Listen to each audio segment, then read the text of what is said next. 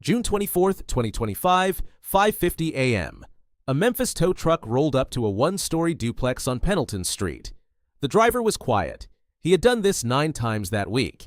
Curtis was inside getting his 4-year-old daughter ready for daycare. He heard the chains hit the pavement. By the time he opened the front door, the 2014 Nissan Altima was already on the flatbed. His keys were still in his hand. He had paid $4,891 toward that car. He still owed $14,206. This is not a story about a missed payment. This is a story about the math that started the second he signed. How does a 27-year-old nursing assistant end up paying $23,000 for a car worth $4,000? He walked into a place that calls itself a car lot. The industry has a different name for it. Buy here, pay here. According to Cox Automotive and the Consumer Federation of America, 1.73 million American vehicles were repossessed last year. That is the highest number since 2009. This is Curtis's story. But it is also the story of every American who walked into a car lot just to buy a way to work. Curtis Ellis is 27 years old. He lives in a duplex on the south side of Memphis, Tennessee. He works as a certified nursing assistant at a long-term care facility off Lamar Avenue. His shift starts at 6 in the morning. 6 days a week. He makes $13 an hour, about $33,000 a year before taxes. He has a 4-year-old daughter named Mia. Mia's mother has not been around since the baby was born. According to the U.S. Census Bureau, 23% of American children live in a single-parent household. The median income for those families is $41,000. In a country where the average new car payment is over $700 a month, a single dad on $13 an hour does not get to choose where he buys his car. He just gets to choose how badly he gets hurt. Tuesday, January 14th, 2025, 6:23 a.m. Curtis's 2007 Honda Civic died in the nursing home parking lot. The transmission. A mechanic on Summer Avenue told him a rebuild would cost $2,800.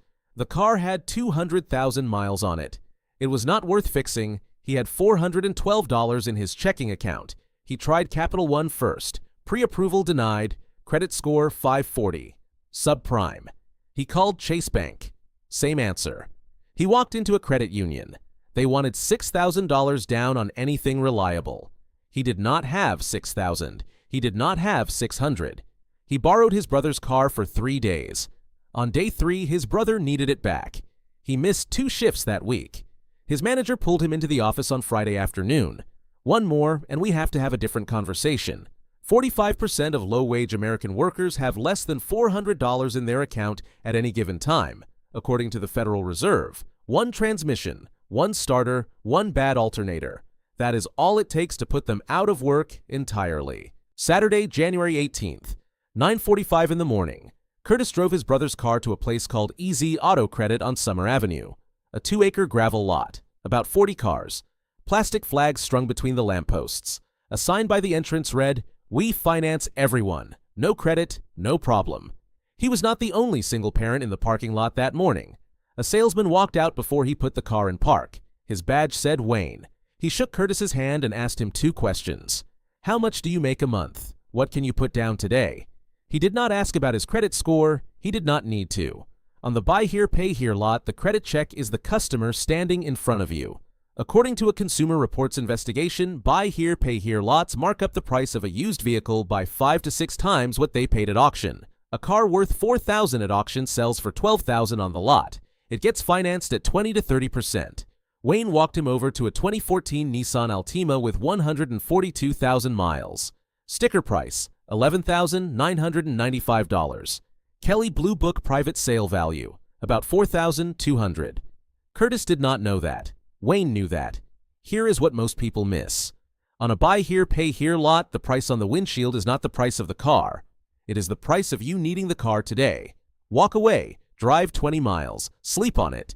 Anything you cannot do is a price you cannot afford. Wayne walked him into a back office and pulled up a payment calculator on a desktop screen.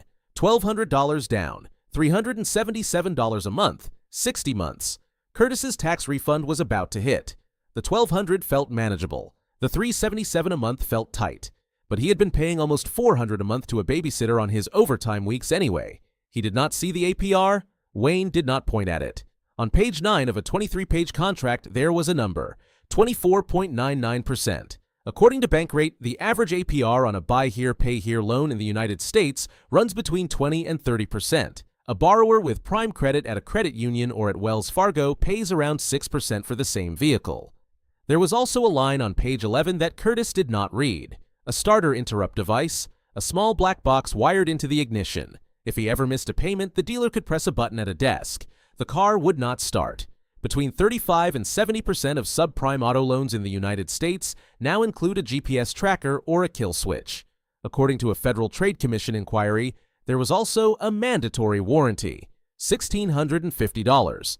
There was a fee for the GPS device itself, $695. He was never told that these were finance charges.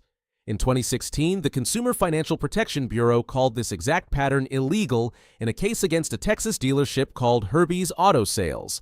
The fine was $2.7 million. The pattern did not stop. It just moved.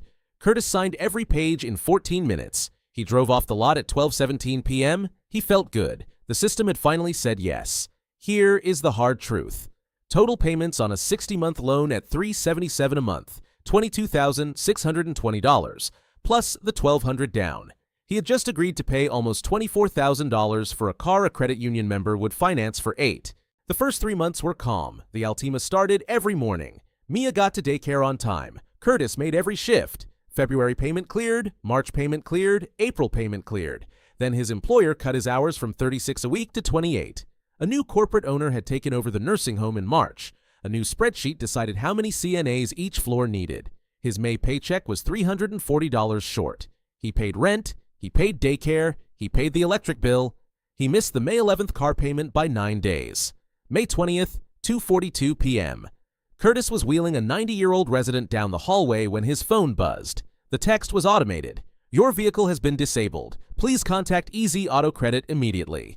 He finished his shift. He walked out into the parking lot at 3. The car would not start. He paid the missed payment on the lot's website by debit card. A $35 reactivation fee on top. The car started. In his words, I was a grown man in scrubs sitting in the parking lot of my own job. A stranger I had never met turned my car off from a desk. In the United States, a buy here, pay here dealer does not need a court order to disable your car. They wrote that authority into the contract. You signed it. The June payment was worse. He was 11 days late. This time, the car did not come back on. The next morning, the tow truck pulled up to his duplex at 5:50 a.m. Here is what they do not tell you about the repossession. The car goes back to the same lot. The dealer auctions it for half of what is left on the loan. The remaining balance, called the deficiency, is your problem.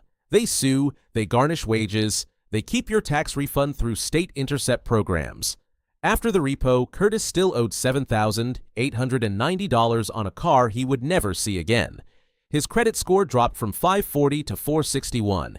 He lost 2 more shifts that summer because he could not get to work. By August, his brother and his cousin had pooled $4,500 together. They bought him a 2009 Honda Civic from a private seller off Craigslist. Cash. No interest, no GPS, no kill switch.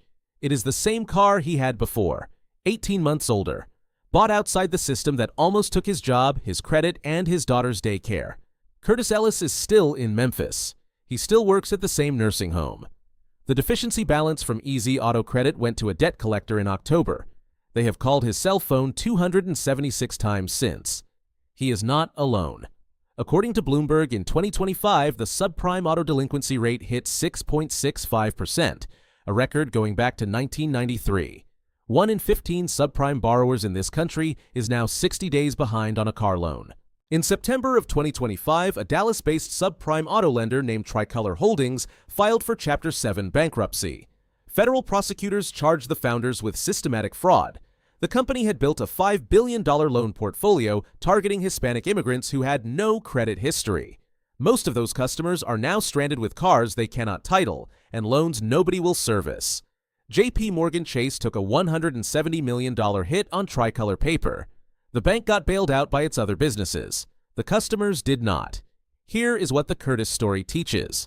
1. The price on a buy here, pay here windshield is not a price.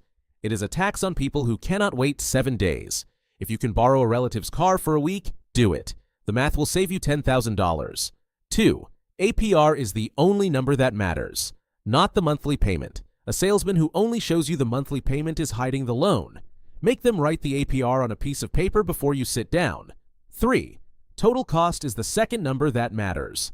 Multiply the monthly payment by the number of months. Add the down payment. That is what you are buying. If it is more than 3 times the Kelley Blue Book value of the car, walk away. 4.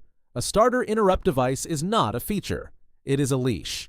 If a dealer requires one, you are not their customer. You are their collateral. 5. The CFPB published a free auto loan worksheet. It takes about 10 minutes.